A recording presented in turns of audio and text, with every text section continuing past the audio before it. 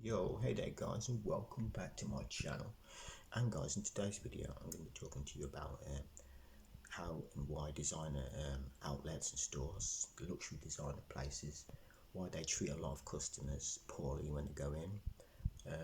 It's happened to me on quite a few occasions. They're normally very rude and they can be very snooty, and the main reason they are like this is a lot of it is to do with reverse psychology, and I'll be deep diving a bit into that as we progress in this video. Now, I've got to be honest, guys. I didn't start buying designer clothes only not only say not till I was say into my late teens. When I started going out, I started seeing people clubs wearing it, and I think what really spurred me on was when I went to a club and I seen this guy, and he was like draped out. He had Dolce Gabbana shirt on, and it was a black shirt and it had like D&G, like in graffiti sort of writing. And I thought that kind of looks sick. And I remember once I wanted to sort of like I wanted that sort of image, that sort of like balling type of image. It looked cool. And I seen a Dolce & Gabbana sweater. It had gone down. It was like 360 odd pounds, and it had gone down to like 80 quid, and it was in the windows in flannels. And I thought I might buy that, but so I really liked it. It was like a burgundy sweater, and it has D&G. I had like D&G in metal sort of writing on the front. So it was like sort of metal type of metal, actually like metal on it. And I thought that looked really sick, and the cut looked so good. But for some reason, I didn't end up buying it. I think I must have seen something better or something, or I think maybe by the time I'd saved some money up, I think that was it. It had gone. So because it was on a sale, so it wasn't there for ages. It was probably would only been like there for a couple of weeks. By the time I got the money together, it had gone. So I had to buy something else. And yeah, I mean, I remember going into Harvey Nichols. This was this was about this was about 8 9 years ago, and I was just looking at the belts out there, and I was thinking, this looks nice. But I think that was about my first or second time going into Harvey Nichols, and I was just looking around, and one of the SAs, sales assistants, she was just sort of like looking at me, and like she was pretending to like sort the clothes out, but I can tell she wasn't. She was just sort of like she was sort of like almost like she was following me, but she wasn't following me. She was just like kept being close to me. Every time I went to another sort of part of where I went to the jeans, and then she was like there. So I guess she was following me really. And then she was sort of going like sort of like like that all the time, like she was laughing at me. And I was just in there. I didn't have anything designer on. I didn't really buy designer stuff like properly then. And maybe the only thing designer I had back then was maybe maybe a Ralph Lauren shirt was about the best I had back then. So, but I was actually in Harvey Nichols with just I think I just had like a Lacoste top on, Lacoste tracksuit top, and some jeans, and some Jordans or something, or some Nike Max or something. And yeah, she just kept laughing at me, and I was thinking, but she wasn't doing it like really loud. She's going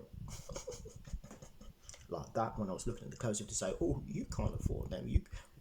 She's probably laughing to us. That's what got me thinking. She's probably thinking to herself, "Why is he coming in? He can't afford them." And she's sort of like sniggering, like going to herself and to other colleagues. And then I went to that store like a bit pissed off. I was thinking, God, they think I'm poor. I can't afford anything. So I thought, when I'm getting some money, I'm going to go in there and just buy loads of stuff, just to prove to them that I can afford them. And that got me thinking. And it also was something somebody else said as well on another podcast, that they actually do use reverse psychology on people to get them to buy stuff. The idea is to make you think that, basically to make them think, to make you think, that you think that they think that you can't buy it. So you feel offended by that. So then you go and prove it to them by getting a lot of money and coming back to the same store and saying, yeah, look at all this money, I can afford it, and you're just a cheap sales assistant on a minimum wage, £11.44 an hour. Now who's laughing? And I've got to be honest, guys. I've got to be honest. That's exactly what they do. It's reverse psychology, 100%. I can't deny it because it's happened to me, so I know. Even when I remember I went in flannels and I bought bought a Gucci bag from them on sale. And this was about 10, 11 years ago now. And it went down from £400 to like 169 quid, 169.99. It was a nice white Gucci bag, but it was and it had like the sort of Gucci it had like the Gucci crest on it, so it's like a sort of do you know, like badges are sort of like that sort of diagonal sort of shape like that. They're like round at the top and they go to curve in a bit like a heart, but they've got more sort of zigzags on them, like going down. It's like that.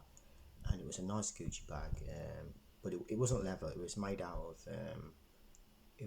of some type of like poly sort of nylonish and polyurethane type of material. So the materials weren't expensive. It wasn't expensive to make. It was cheap to make Gucci. Gucci probably only paid maybe 20 quid to make that. But like the design of it was really nice, and the strap was really nice. The strap was really nice actually. It has a nice metal arm strap. And I only paid 170 for that on sale. But I thought I really wanted it in black, yeah. But like I got it in white because that's all I had left. And then I was thinking, I'm gonna go to Selfridges, yeah, and see what it would cost, how much they're selling it for, because I know that flannels and Selfridges, their prices were a lot different. Because I wanted to be like extra happy that I bought it for that price. I was curious to see what Selfridges were selling it for. So I went to Selfridges, and I didn't want to just ask like how much you're selling it for. So I says, yeah, I got this Gucci bag, yeah, a white one, but I want to get it in black because I like black. How do you have any? And this really snooty sales assistant said to me, these bags here are all this season's. And I was like, oh damn. So she knows that this isn't even this season. She knows I've got it in the sale. So already, like, she's like knocked me down already. Already, like, you know, I'm like not worthy as like one of their like sort of major customers, like a major buyer type of thing. I'm not like, you know, up to their standard. So yeah, she says that, and I was taken back a bit by that because I was like, damn. So she knows that like I just got it in the sale. So I had no words, to be honest. I had no words. So what did I say? I think I just went, oh right, okay. But I still just had a look at it. I still had a look at some, and obviously mine wasn't there because mine was I got mine in the sale, so mine's not this season's one. But they had some very, very similar ones there, but it wasn't exactly mine. Because what they'll do is like when the season comes in, the next season, they'll have pretty much the same item, but to justify the price of it being like hundreds more, they'll just change a few things and say, right, this is this season's bag now. That was last season's, because they've got to like make it worth you buying like the one for XXX more amount than someone just bought one for 170 in sales. I'm going to be like, oh, you know, why do I want to buy that for 400 when I've just got the same thing here? If they just kept the same design, completely the same design, you know, there'd be no point. So they have to sort of change it up a bit. And like, yeah, I mean, though all these companies, the major ones that I think they're really snooty in is Harvey Nichols. I think they're probably the worst, because I've been there a few times. I even went in there about 2 years ago, and I was in there just looking around, and the security guard just kept following me around everywhere I went. Like I just walked past him when I went in, and he was just looking at me from the start. He didn't even say anything. And I just started looking at some Givenchy tracksuit tops, and then I turned to the left and he's there. and then I go up a bit into the next aisle, and I was looking at some Canada Goose jackets, and then I see this sales assistant just peering, looking at me because like just to say like just like doesn't even like say hello, how are you, you're right, can I help you, just like staring at you. I'd say like, what are you doing here? And then I go the up to the sneakers, and like the two shop workers, sales assistants, they're just like talking, like totally ignored me. You know, I even had my Balenciaga sneakers on as well. And I was looking at some black Balenciagas, the exact same ones. Still ignored me, you know, because like I noticed as well, like even when you have like high end stuff on, you got some like something designer on, they'll still like use that type of reverse psychology by thinking, oh yeah, well I'm not going to go up to him because he's got something decent on, so I don't want to give him credit for that. I still want him to think that he needs to prove himself to us, so I'm going to ignore him. So then he's more likely to buy from us because he wants to, because he's been ignored. He's going to feel offended. So because you're going to feel offended, you're going to think, right, I need to prove to these people that I can buy something. And I remember that's happened to me before. I've gone into I went into the Gucci store, and as soon as I got there, I was looking at a few things, and the shop assistant says, "You want to buy the card holder, don't you?" And the card holder is pretty much the cheapest thing in the Gucci shop. It's the cheapest thing in the Gucci shop. They were like 160, 170 quid for a leather card holder. So I said to him, "No, I was actually thinking of buying I was actually thinking of buying a Gucci bag for about 800 quid, but I don't know if you got it in stock." And she just went all quiet. She went all quiet. So I was like, I thought, "No, you've not got it in stock, have you?" I'm like, oh. I goes, "Yeah, it's the black and orange one. I seen it on your website." And she goes, "Oh yeah, you haven't." And she was like, she tried to sort of make me look poor, but like I actually got one up on them. But I mean, it's like tricks and trades. It's it's ebbs and flows of these places. But like what I tend to do now, guys, I've got to be honest, 100%. I won't really go in one of them stores now. I'll only use it if I see something online, but I'm not. I want to be 100% more sure what it looks like. Then what I'll do is I'll go in a store just to check it out to see what it looks like.